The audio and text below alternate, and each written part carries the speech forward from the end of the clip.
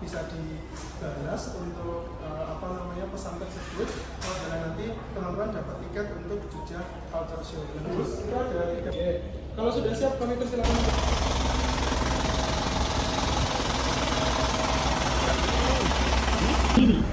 Fasilitas keamanan lainnya seperti adanya 2 alat pemecah kaca, satu tergantung di sisi kanan.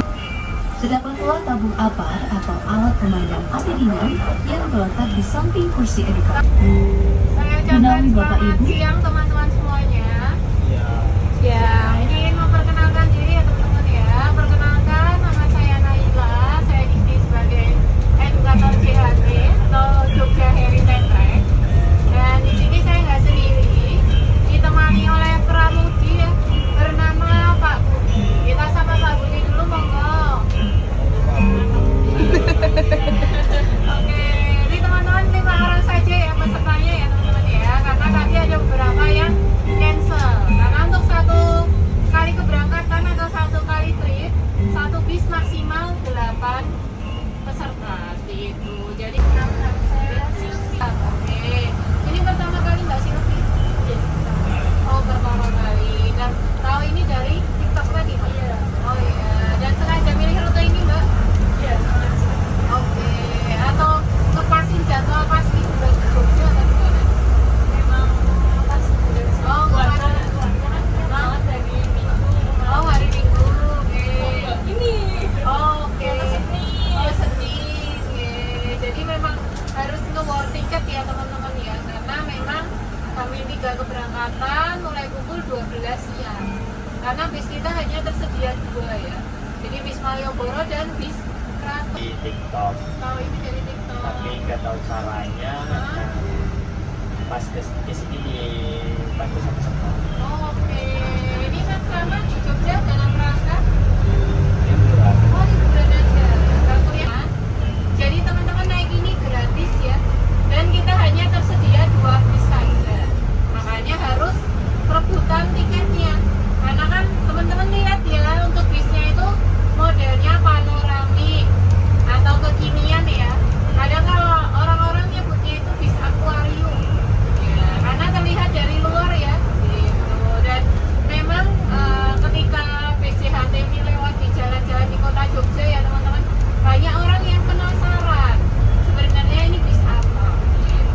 Karena ini kebetulan teman-teman bukan dari Jogja ya, alias wisatawan semua guys gitu, dan taunya tadi dari TikTok seperti itu. Kemudian juga untuk UCHT ini teman-teman bertujuan untuk mengenalkan kepada masyarakat tentang sumbu filosofi Jogja.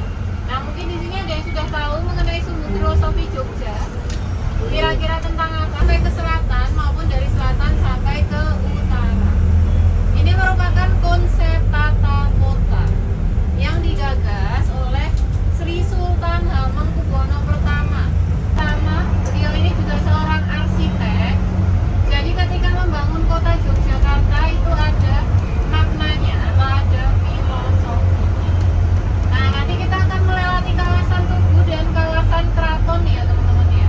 Dan untuk kawasan Tugu sampai Kraton diartikan Paraninggumaji, atau yang kita akan telusuri ya rute ini teman-teman.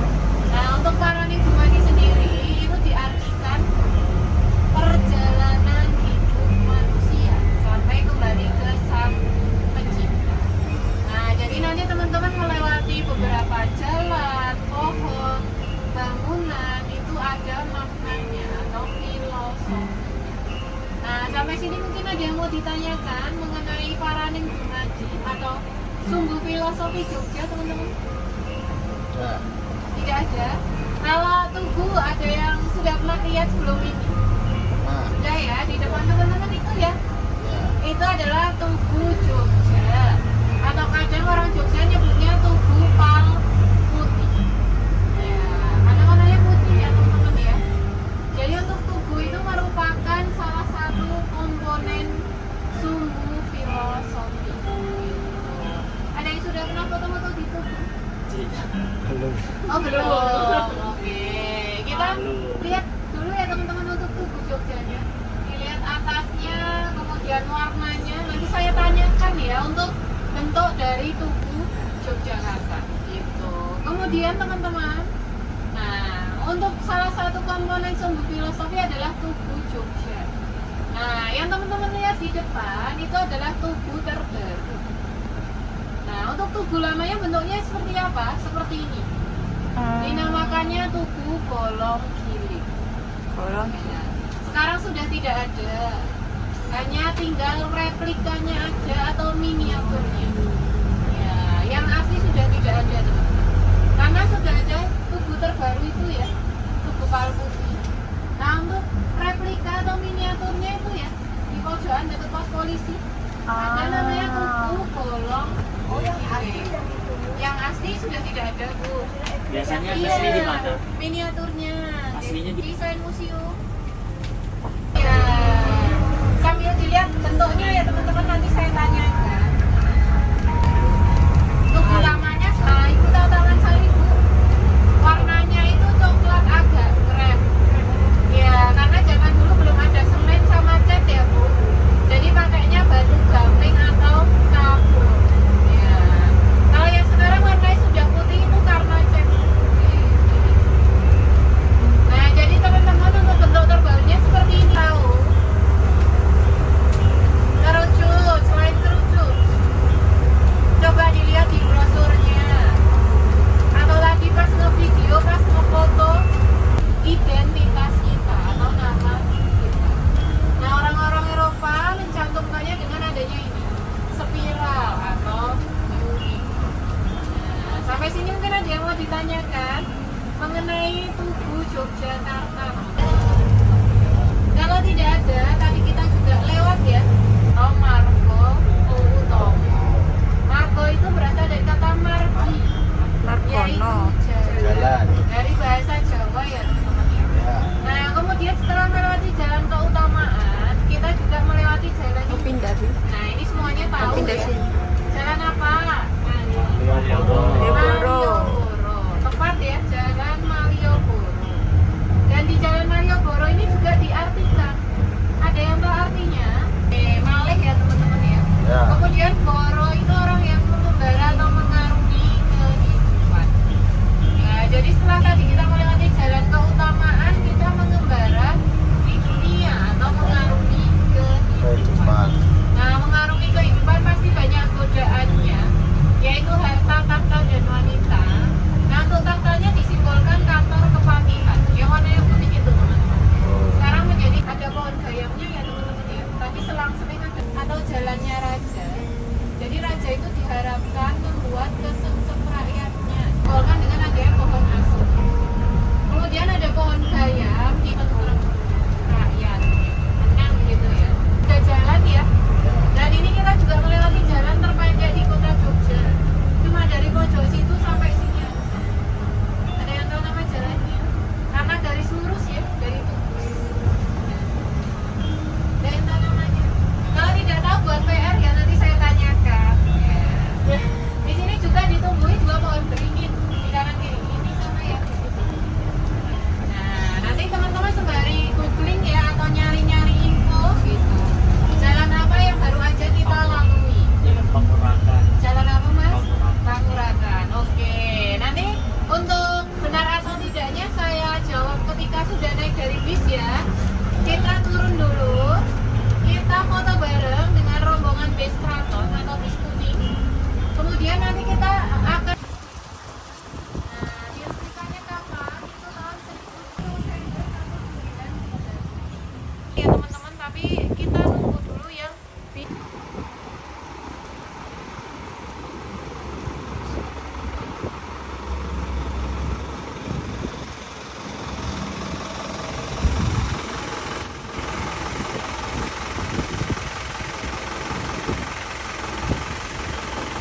Ibu, kalau nanti nggak mau berdiri bisa sambil duduk dulu. Oke, monggo. Oke, sambil enggak. Monggo. Nah, teman-teman, mungkin ada yang saya juga.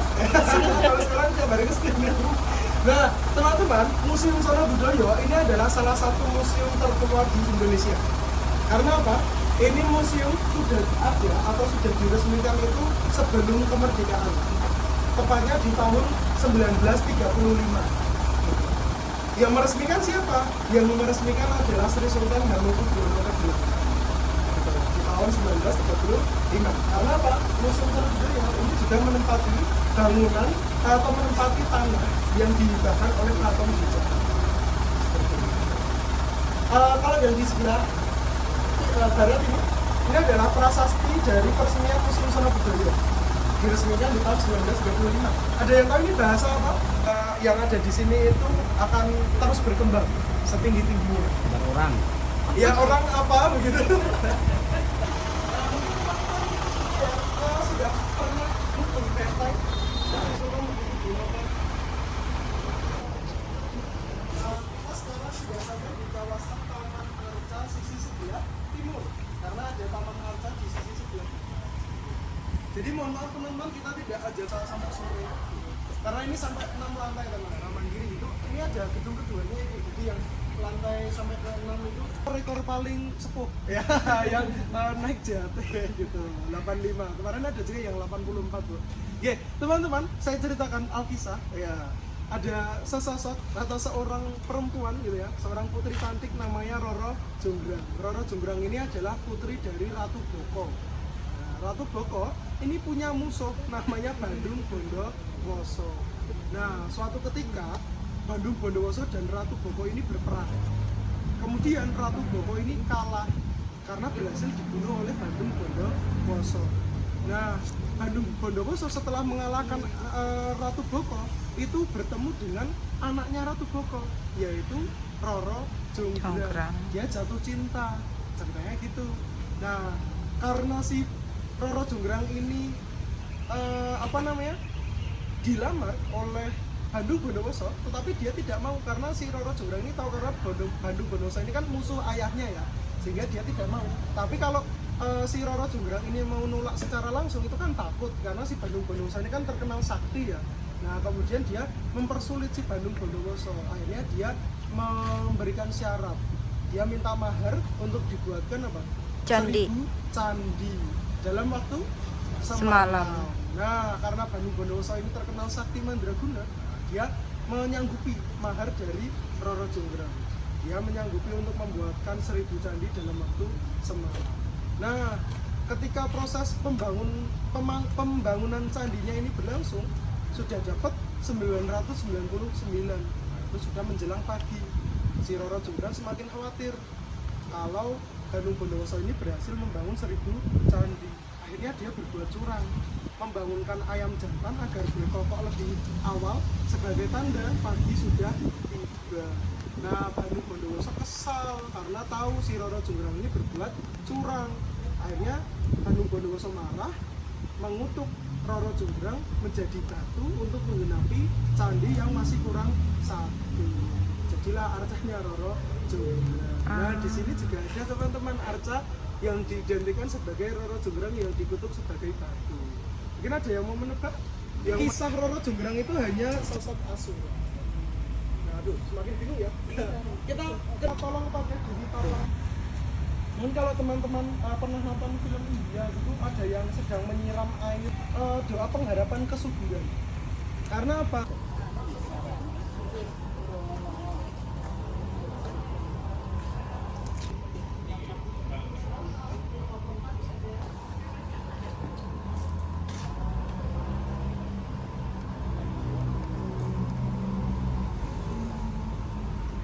Terusan aja ya, Bi. Terusan aja ya. Nanti potong-potong aja.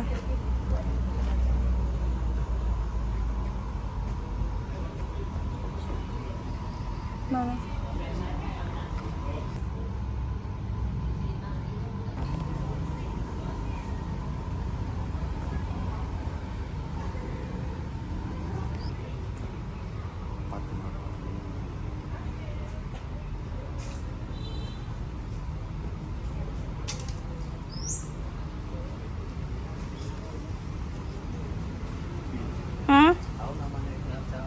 Yep.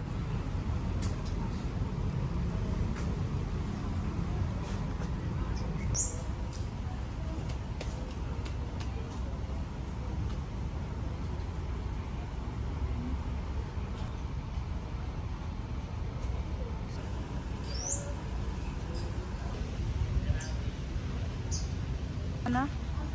Karena saya kaca itu. Masuk tiga kok.